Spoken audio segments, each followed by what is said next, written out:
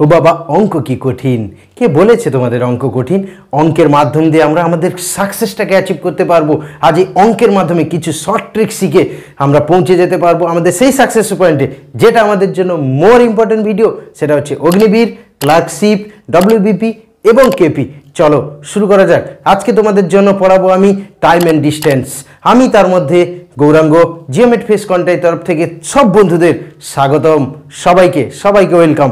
চলো আমরা আজকে শিখবো টাইম অ্যান্ড ডিস্টেন্স।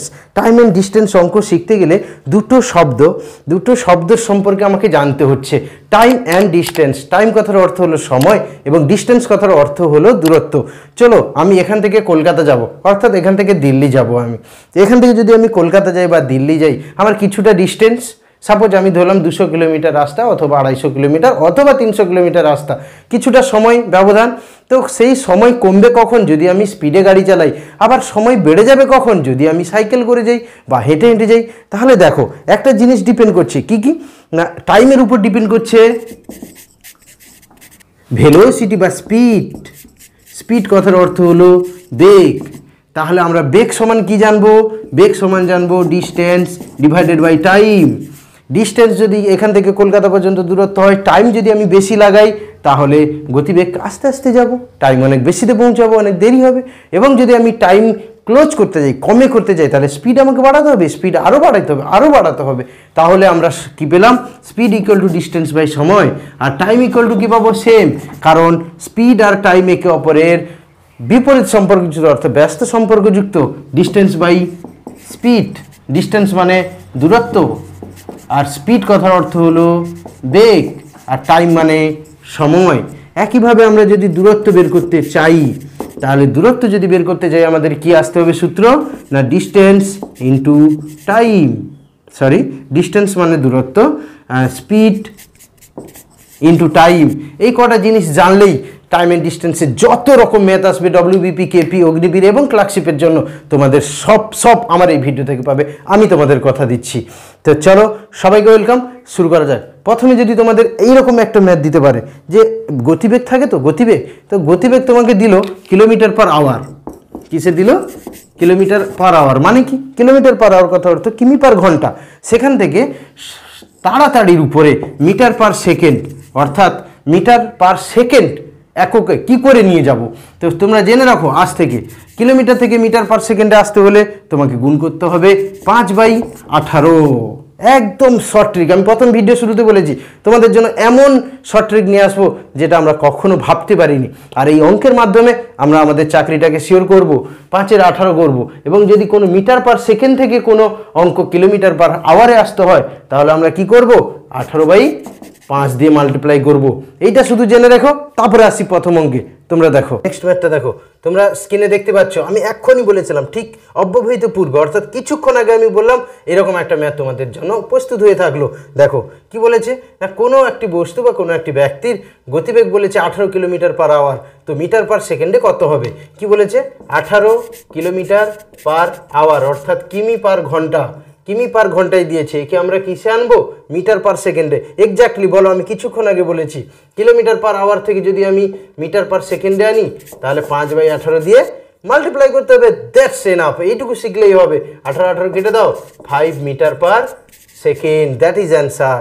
এইটুকু করলেই তোমরা পাচ্ছ 1 অথবা 2 নাম্বার এবং সাকসেসের অনেকটা কাছে। নেক্সট অঙ্ক দেখি। নেক্সট অঙ্ক দেখো, ঠিক তার উল্টো, ঠিক সেম উল্টো। আমি আগের বারে কি বলেছিলাম? কিলোমিটার পার আওয়ার থেকে মিটার পার সেকেন্ডে আসবো। এখন বলছি মিটার পার সেকেন্ড থেকে কিলোমিটার পার আওয়ারে যাব।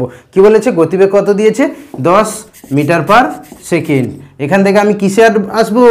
Kilometre per hour. Kilometre per hour আসতে হলে কি বলেছি? বলো, ভাবো, মেমোরাইজ করো। চলো কি বলেছে? 10কে 18/5 দিয়ে গুণ করতে বলেছেন স্যার এখনই। তো চলো করে দিই। 5 2 গুণে 10, 2 18 গুণ করলে হয় 36 kilometre per hour. That is the answer. এইরকম ম্যাথই তোমরা অগ্নিবীরে পাবে। বেসিক্যালি আমি বলেছি আমার প্রথম ভিডিওগুলো, যেটা পার্ট 1-এর ভিডিও আসছে, সেগুলো basically more important for Agniveer এবং তোমাদের জন্য ইম্পর্টেন্ট।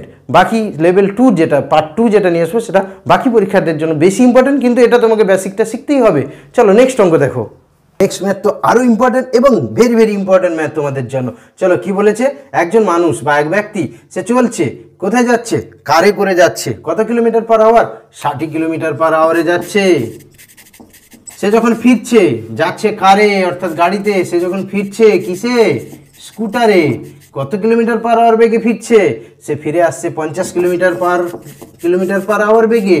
বলেছে গড় গতিবেগ কত, অর্থাৎ রিলেটিভ ভেলোসিটি। তোমরা ইংলিশ টার্মটাও জেনে রাখো, যারা ইংলিশ কেন্দ্র সরকারের এক্সাম দেবে তারা জেনে রাখো। রিলেটিভ ভেলোসিটি এখানে কত, গড় গতিবেগ। গড় গতিবেগ সমান কি, কিছুই নয়, ভেরি ইম্পর্টেন্ট, লিখবে টু, দুটো ভেলোসিটিকে বা স্পিডকে গুণ করে দেবে, আর নিচে কি করবে, দুটোকে যোগ করে বসিয়ে দেবে। চলো 60 + 50, তাহলে এলো কত, 2 × 60 × 50 বাই 50, আর 60 যোগ করলে এসে যাবে তোমার 110, নাকি 6 × 5 = 11, 110। তাহলে কাটাকাটি করে দাও, কাটাকাটি তো হবে না মনে হচ্ছে, তাই তো, না হবে না। তাহলে চলো 0 0 কেটে দিলাম, থাকবে 6 × 2 = 12, 120, 120 × 5 = 600, 600 বাই 11, পয়েন্টে আসবে অ্যান্সার কত হবে, 600 বাই 11 দিয়ে ভাগ করলে 11 × 5 = 55, 11 × 5 = 55, 50, 11 × 4 আচ্ছা ভাগ করে দাও, এখানে যদি সমস্যা হচ্ছে এখানে ভাগ করে দাও, 11 × 5 = 55, আসবে গিয়ে তোমার কত, 5 0, 11 × 4 = 44, আসবে 6, তাই তো। তাহলে 54 পূর্ণ 6 = 11 কিসে আসবে, রিলেটিভ ভেলোসিটি, যেহেতু কিলোমিটার পার আওয়ারে আছে তাই কিলোমিটার পার আওয়ারে আসবে। চলো অ্যান্সার হয়ে গেল, দেখে নাও একবার। একটু ডিফারেন্ট টাইপের ম্যাথটা আগে পড়ো কি বলছে, তারপরে আমি বুঝিয়ে দিচ্ছি। একটু সেম ডিফারেন্ট টাইপের ম্যাথ, তবে very very important for clerkship, Agniveer এবং WMP, WBP এবং KP।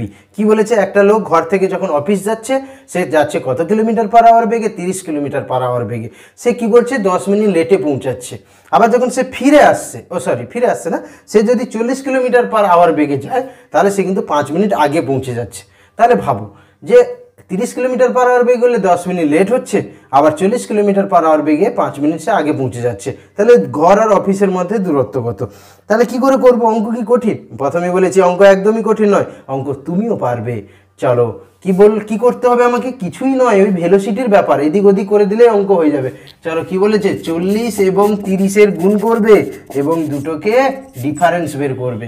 কত হবে ডিফারেন্স, ডিফারেন্স হবে কত, 40 × 30 বাই 40-এর সঙ্গে 30 বাদ দিলে 10, এটা বেরোলো। এটার সঙ্গে শুধু মাল্টিপ্লাই করে দেবে বা গুণ করে দেবে। কত করবে না, টাইম অফ ইন্টারভেল। এখানে দেখো, সেখানে 10 মিনিট লেট হচ্ছে টাইম, আর এখানে 5 মিনিট ফাস্ট পৌঁছে যাচ্ছে। তার মানে কি, টোটাল টাইম অফ ইন্টারভেল কত, ওখানে ইন্টারভেল টাইম 10 মিনিট আর এখানে ইন্টারভেল টাইম হচ্ছে 5 মিনিট। তাহলে দুটোকে যোগ করে দাও, যোগ করলে কত হবে, 15 মিনিট। তাহলে আমি ডাইরেক্ট লিখে দিলাম কত, 15 মিনিট। মিনিট থেকে, যেহেতু এগুলো কিলোমিটার পার আওয়ারে আছে, তাই আমি মিনিট থেকে আওয়ারে নিয়ে চলে গেলাম। তাহলে যে এককটা আসবে বা ইউনিটটা আসবে সেটা হচ্ছে কিলোমিটার, অর্থাৎ এটা ডাইরেক্ট আমার বেরিয়ে গেল ডিস্টেন্স। কাটাকাটি করলেই অ্যান্সার। চলো 10 3 × 30, 3 দিয়ে কাটলে 20, আর 20 2 × 40, তাহলে থাকবে কত, 2 15-তে গুণ করলে 30 কিলোমিটার। অ্যান্সার বেরিয়ে গেল, দেখে নাও ম্যাথটাকে। একটু সেম ম্যাথ একটা দিয়েছি যাতে তোমাদের মেমোরাইজ হয়ে যেতে পারে, কিন্তু একটু ডিফারেন্ট আছে। ম্যাথটা পড়লেই বুঝতে পারবে তোমরা। পড়ো ম্যাথটা আগে।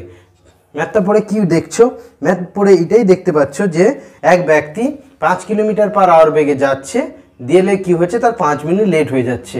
আবার সে যদি 6 কিলোমিটার পার আওয়ার বেগে যায়, তাহলে সে ঠিক সময়ে পৌঁছে যাচ্ছে। তাহলে একই জিনিস, সেম থিঙ্কিং।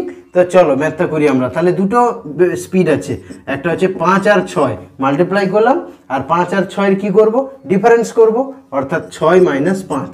তোমরা বলতে পারো স্যার 5 - 6 হলো না কেন, কারণ স্পিড কোনোদিন নেগেটিভে আসে না, আমরা জানি, কারণ ডিস্টেন্সও নেগেটিভে আসে না। এই জন্য 6 - 5, বড়টা থেকে ছোটোটা করলাম, ইন্টু আমি কি বলেছি, টাইম অফ ইন্টারভেল।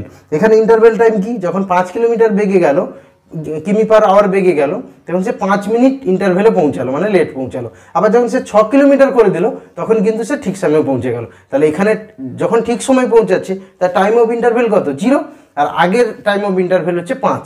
তাহলে আমি কি করলাম, 5। যেহেতু আমি এগুলো কিলোমিটার পার আওয়ারে আছে, অর্থাৎ ঘন্টায় আছে, তাই মিনিট থেকে ঘন্টা করতে হলে 60 দিয়ে ভাগ করলাম। তো চলো কি আসবে তাহলে, 5 ইন্টু 6 বাই 1 ইন্টু 5 বাই 60। তাহলে কত হবে 6 10 60, 5 2 10, কত বেরোবে 5 বাই 2 মানে কত 2.5 কিলোমিটার ডিস্টেন্স। ওই জায়গা থেকে ওই জায়গা পর্যন্ত গন্তব্য পর্যন্ত ডিস্টেন্স কত 2.5 কিলোমিটার। তো একটু আলাদা, এখানে টাইম অফ ইন্টারভেল নেই, এখানে টোটাল টাইম দিয়েছে। একজন ছেলে 3 কিলোমিটার পার আওয়ার বেগে সে যাচ্ছে স্কুলে, ঠিক কিছুক্ষণ টাইমটা পরে দিয়েছে, দেখো কিছুক্ষণ পরে সে 2 কিলোমিটার পার আওয়ার বেগে তার বাড়িতে সে ফিরে আসছে। তাহলে এই টোটাল টাইম, সেই স্কুল লাইফ টাইমটা, অর্থাৎ সে যাচ্ছে এবং ফিরে আসছে, টোটাল টাইম তার লাগছে 5 ঘন্টা। তাহলে তার বাড়ি থেকে স্কুল পর্যন্ত দূরত্ব কত? তাহলে আমি যখন দুটো স্পিড পেয়ে গেছি তখন আমার আর কোনো দরকারই নেই। আর আগের অঙ্কে কি বলেছিলাম, ভালো করে খেয়াল করো, আগের অঙ্কে বলেছিলাম যে টাইম অফ ইন্টারভেল, যেহেতু কিছু সময় পরে কিছু সময় আগে পৌঁছাচ্ছে, এখানে টোটাল টাইম দিয়ে দিয়েছে। আমি 3 কিলোমিটার পার আওয়ার বেগে যাচ্ছি, 2 কিলোমিটার পার আওয়ার বেগে ফিরে আসছি, টোটাল টাইম 5 আওয়ার। এই ক্ষেত্রে মনে রাখো টোটাল টাইমটা লিখবে টোটাল টাইম ইন্টু একইভাবে রুল 3 ইন্টু 2 বাই আগের ইন্টারভেল, এখানে টাইম অফ ইন্টারভেল লিখলে আমি করেছিলাম কি দুটোর বিয়োগফল অর্থাৎ ডিফারেন্স, এখানে করব কি দুটোর যোগ।